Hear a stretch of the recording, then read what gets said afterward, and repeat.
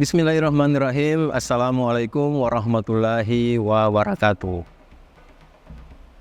Alhamdulillahirrabbilalamin. Allahumma salli ala Sayyidina Muhammadin wa ala alihi wa sahbihi wa salim azmain. Alhamdulillah, kami dari Yayasan Rubatul Khairat Kota Ternate di bawah pimpinan Al-Habib Abdurrahman bin Kamil As-Sagaf. Sementara ini kami lagi membangun gedung pondok pesantren Rubatul Khairat Madrasah Al-Ulya yang sementara dibangun, ya. Gedung lantai 3. Kami sangat membutuhkan dana infak dan sedekah dari jamaah bapak-bapak dan ibu-ibu. Bagi yang mau berinfak untuk melanjutkan pembangunan gedung pondok pesantren, bisa ditransfer di rekening Bank Syariah Indonesia atas nama Yayasan Rubatul Khairat.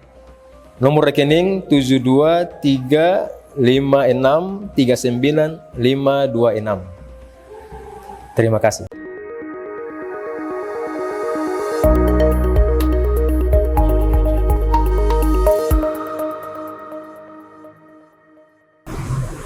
Kemudian di dalam riwayat hadis ini ada mukjizatnya Nabi Muhammad SAW. Ada mukjizat. Ya, hadis ini cukup panjang ya. Sebenarnya hadis ini dua hadis yang berbeda. Tapi karena matannya, konten hadis tersebut isinya punya korelasi, punya hubungan, maka digabung jadi satu. Padahal dia hadis yang berbeda. Wa arsala ruslahu bi mu'jizatin zahiratin lil khalqi bahirati. Al-Imam Ibn Ruslan dalam Zubat mengatakan Allah mengutus para rasul semuanya diberikan mukjizat untuk menundukkan makhluk atau orang-orang yang mengingkari kenabian mereka. Dan di antara para nabi yang mukjizatnya paling banyak itu adalah Nabi Muhammad SAW. Ya, Syekh Ibnu Taimiyah mengatakan mu'jizatuhu sallallahu alaihi wasallam tazidu ala alf mu'jizah. Mu'jizatnya Nabi lebih dari 1000 mu'jizat. Al-Hafiz Ibnu Katsir mengutip juga, yang lahir tahun 701 Hijriah, wafat 774 Hijriah, di dalam kitab Al-Bidayah wan Nihayah.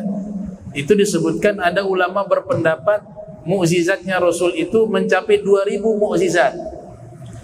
Ada yang mengatakan lebih dari itu, ya, dan itu juga diterangkan oleh Syekh Al-Allamah Al-Amiri dalam kitabnya Bahjatul Mahafil wa Bughyatul Amathil.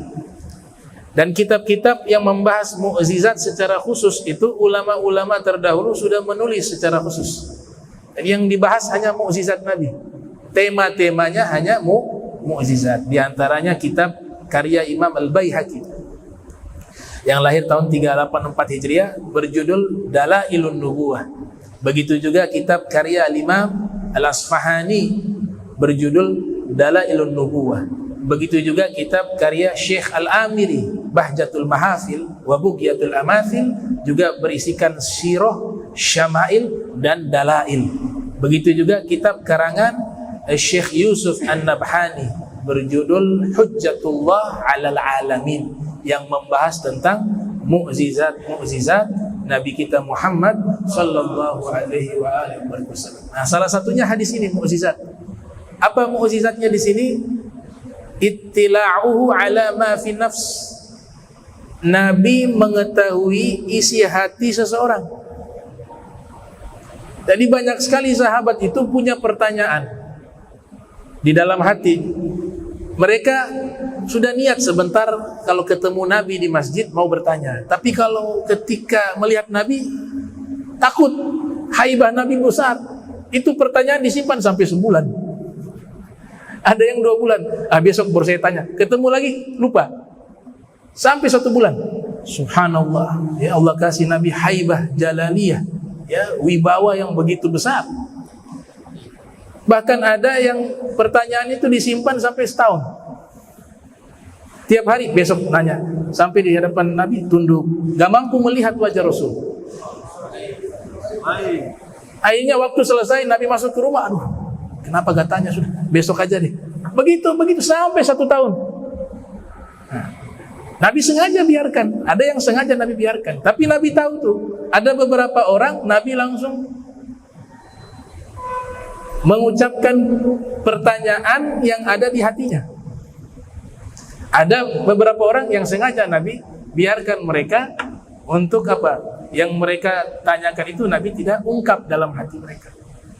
Nah, di antara yang Nabi ungkap, Nabi mengetahui pertanyaan yang tersimpan dalam hati adalah sahabat tersebut namanya Wabisah bin Ma'bad. Ya, ini riwayatnya. Dia mengatakan, Wabisah, ataitu Rasulullah sallallahu alaihi wasallam. Saya datang menemui Rasul sallallahu alaihi wasallam. Kemudian ketika beliau datang, ini banyak sahabat. Dia mendekati Nabi. Kemudian Nabi memanggil fi riwayat, ya Wabisah, sampai berhadapan dengan Nabi. Kemudian Nabi mengatakan, jita tas'alu anil birri. Kamu datang ke sini mau bertanya tentang masalah kebaikan. Dan memang niatnya Wabisah itu di dalam hati ingin bertanya tentang kebaikan itu apa. Dan juga kamu mau bertanya dosa itu apa, tanda kebaikan itu apa, dan tanda dosa itu apa. Dia tercengang. Itu pertanyaan yang sudah lama saya simpan di dalam hati. Dan saya datang ke sini juga niat ingin bertanya hal tersebut. Dalam riwayat yang lain berbeda. Waktu dia datang, beliau datang Wabisah, Nabi duduk, kemudian dia duduk, saking dekatnya dia duduk dengan Nabi hingga lututnya itu nempel dengan lututnya Rasul Muhammad SAW. Berhadapan. Kemudian Nabi mengatakan, wahai Wabisah,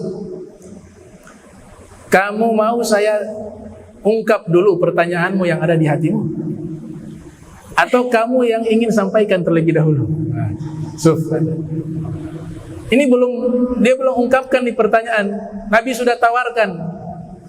Kamu mau saya menjelaskan pertanyaanmu yang kau sembunyikan dalam hatimu, ataukah kamu terlebih dahulu yang menyampaikan pertanyaanmu itu?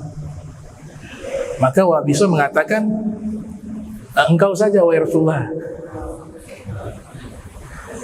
Kata Nabi, jita tas'alu anil birri.